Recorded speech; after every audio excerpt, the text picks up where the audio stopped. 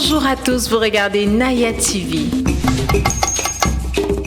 Lionel Messi est sacré Ballon d'Or 2019 pour la 6e fois après une année exceptionnelle sur le plan individuel.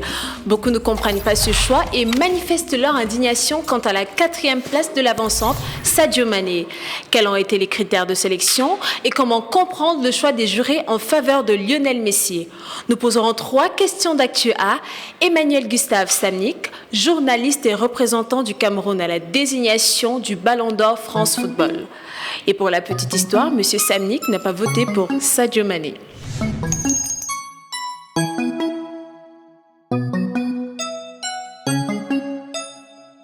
Ceux qui font ce reproche ne savent pas de quoi il s'agit. Moi, j'ai participé à l'élection du Ballon d'Or France Football, qui est un prix qui désigne le meilleur footballeur, qui a eu les meilleures performances au cours d'une année civile. Il s'agit de l'année 2019. La période d'observation va de janvier à novembre. Et donc, il n'était pas question de lire le meilleur footballeur africain ou bien le footballeur qui suscite le plus de sympathie chez les passionnés de football en Afrique. Parce que ceux-là savent que Sadio Mané est un joueur du championnat anglais. Avant le Ballon d'Or, il y a eu la désignation du meilleur joueur du championnat anglais Premier League. Ce n'était pas Sadio Mané. Je n'ai pas entendu les mêmes cris d'orfraie. Sadio Mané est le capitaine de l'équipe du Sénégal. Il a participé à la Coupe d'Afrique des Nations. Il n'était pas meilleur joueur de cette compétition. Je n'ai pas entendu les tam-tams de désapprobation. Sadio Mané a participé et gagné la Ligue des champions de l'UEFA. Il n'était pas le meilleur joueur de cette compétition. Voilà les 3 compétitions majeures auxquelles ce joueur, qui est très talentueux, a participé au courant de l'année civile 2019. Il n'a à aucun moment été deuxième meilleur joueur. Subitement, en novembre, on veut nous faire le reproche qu'il est devenu le meilleur joueur de l'année et que c'est un crime de ne l'avoir pas voté. Non, je crois qu'il nous était demandé de voter, de choisir 5 joueurs sur une liste de 30 élaborée par la rédaction de France Football et de les classer par ordre de mérite. Moi, j'ai classé Sadio Mané 3e parce que je pense que c'est le rang qu'il occupait. Parmi ceux que j'ai vus évoluer, numéro 1, j'ai mis Van Dijk, numéro 2, Mohamed Salah, 4e, le gardien de Liverpool, et 5e, Alexander Arnold, tous des joueurs de Liverpool. Parce que les années où il n'y a pas de Coupe du Monde, en général, c'est la Champions League qui sert de révélateur, de baromètre, d'évaluation des meilleurs joueurs de l'année. Il ne s'agit pas des joueurs les plus doués de toute l'histoire, ou bien des meilleurs buteurs, autre confusion que les gens font. Parce que quand vous alliez les statistiques, il a marqué tel nombre de buts, il a fait ceci. Alors que le football, ce n'est pas seulement les buts qu'on marque, c'est aussi les buts qu'on arrête. Et donc, quand je classe le gardien de Liverpool, ce monsieur a fait 18 clean sheets, 18 matchs, il a filé sans encaisser de but. Le défenseur Van Dijk a passé une saison sans être dribblé une seule fois. Voilà des statistiques, mais qu'on ne vante pas parce que les gens sont sous le coup de l'émotion. Même s'il fallait désigner un joueur africain, moi, ce que j'ai observé, c'est Sadio Mané ne viendrait pas en tête, comme je vous ai dit. Donc, c'est un faux procès.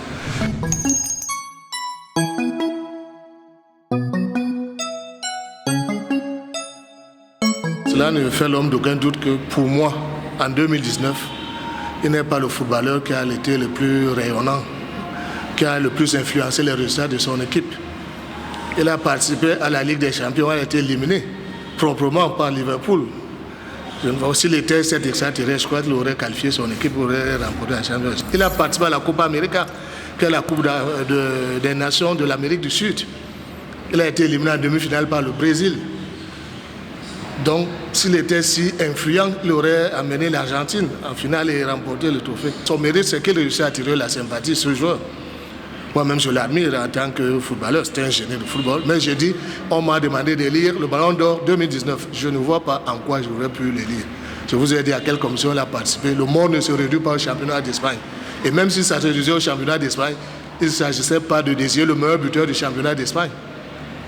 Parce que le gardien, je suis sûr, le gardien allemand de Barcelone, Ter Stegen, a été plus décisif dans les résultats de Barcelone cette saison que Lionel Messi. Il y a 4 grands critères pour élire le Ballon d'Or.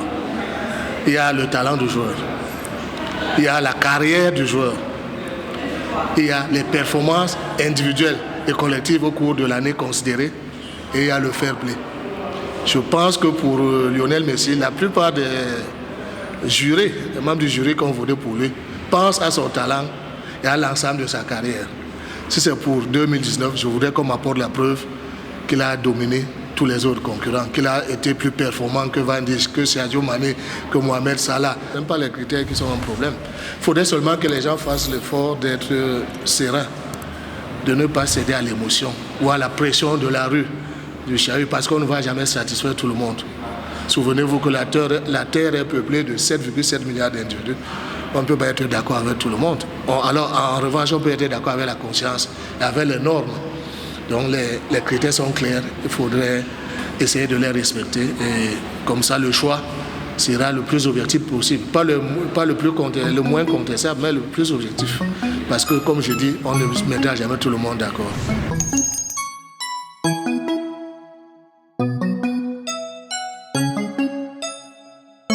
Je dis et je rappelle que le premier ballon d'or universel, parce que jusqu'à 1994, le ballon d'or était le ballon d'or européen. Et même que France Football avait instauré un ballon d'or africain. À partir de 1995, c'est un ballon d'or universel. C'est tous les joueurs de la planète qui sont éligibles. Et le premier dans cette catégorie était un Africain noir, il n'était pas métis. Il s'appelle George Weah. Là, il vient d'un petit pays de football, le Libéria. S'il y avait le racisme, il n'aurait jamais été élu. Et si c'était seulement les électeurs de l'Afrique qui l'avaient voté, il ne serait jamais ballon d'or. Donc c'est un faux problème. L'année où un footballeur va dominer le reste du monde, qu'il soit jaune, noir ou violet, il sera élu. Le problème se pose parce qu'il y a émiettement des voix, il y a un nivellement des valeurs. Il n'y a pas une grosse star qui fait des choses extraordinaires, comme le faisait Pelé ou Maradona. Donc tous ceux qu'on voit là, on voit comment des équipes anonymes les battent, même dans les championnats, sans qu'il y ait révolte des supposés extraterrestres qu'on nous présente. Donc c'est ça le problème. Il n'y a pas un problème de racisme. Il y a même plutôt, chez ceux qui protestent, un problème de chauvinisme.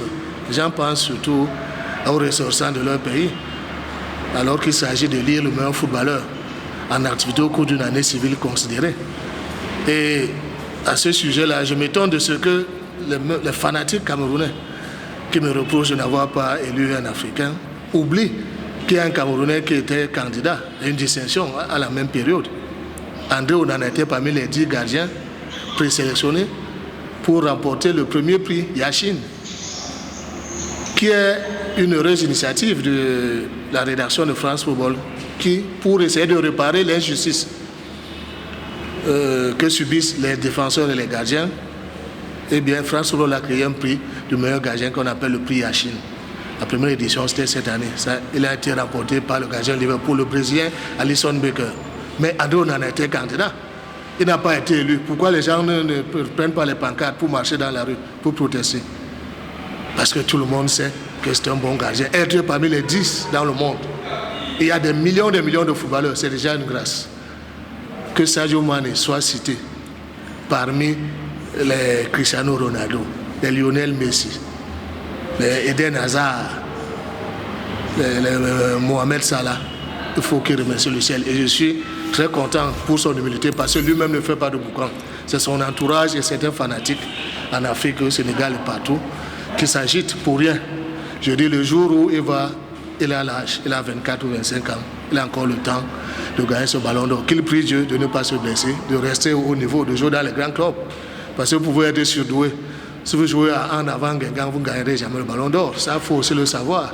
Donc c'est une chance déjà d'avoir un contrat dans un grand club, de participer aux grandes compétitions et d'être cité parmi les grands du monde.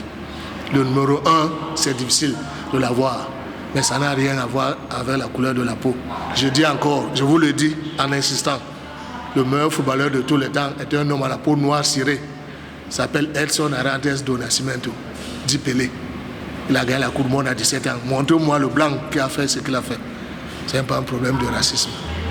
C'est un problème de connaissance du football. Parce qu'il y a les joueurs de football et il y a les connaisseurs de football. Voilà. Merci d'avoir regardé cette émission. Je vous donne rendez-vous prochainement pour une autre édition de 3 questions d'actu A. N'oubliez pas de vous abonner à notre chaîne Naya TV. À très bientôt.